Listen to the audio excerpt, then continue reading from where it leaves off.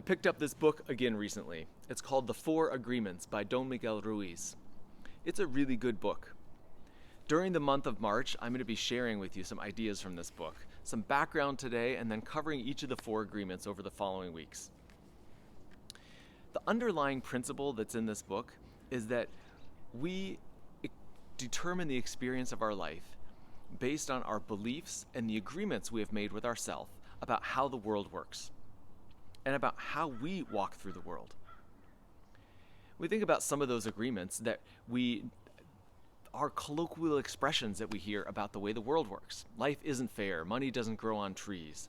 Think about those kinds of messages and how we have taken those on.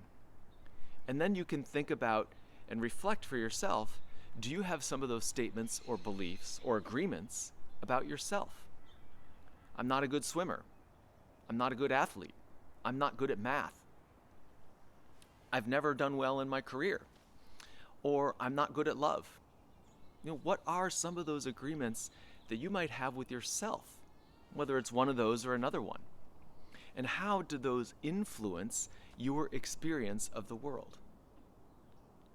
Fundamentally, the belief is that we have taken on so many agreements and so many assumptions about how the world works that don't serve us well. I'm going to read a passage here from this book. All of humanity is searching for truth, justice, and beauty. We are on an eternal search for the truth because we only believe in the lies we have stored in our mind. We are searching for justice because in the belief system we have, there is no justice. We search for beauty because it doesn't matter how beautiful a person is, we don't believe that person has beauty. We keep searching and searching when everything is already within us. There is no truth to find. Wherever we turn our heads, all we see is the truth.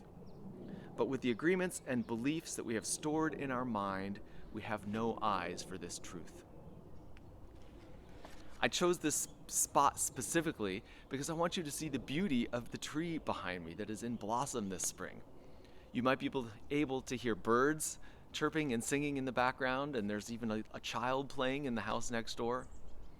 But all of these signs are the signs of beauty that if we're not tuned into, if we're going too quickly, if we rush through our lives based on the belief that we don't have enough time to get everything done, that we have to hurry, if we have these beliefs, we don't notice the beauty around us. We don't see the truth. We don't feel the justice and the beauty that's everywhere around us.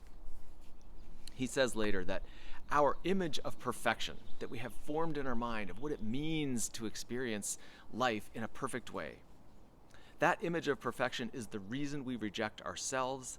It is why we don't accept ourselves the way we are and why we don't accept others as they are.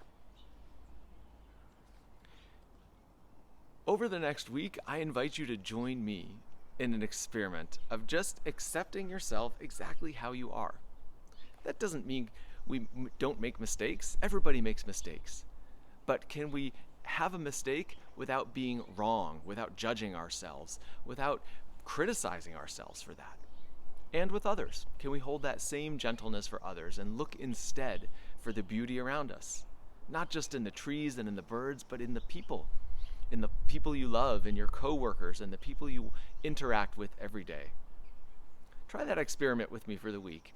And next week I'll be back and sharing the first of the four agreements.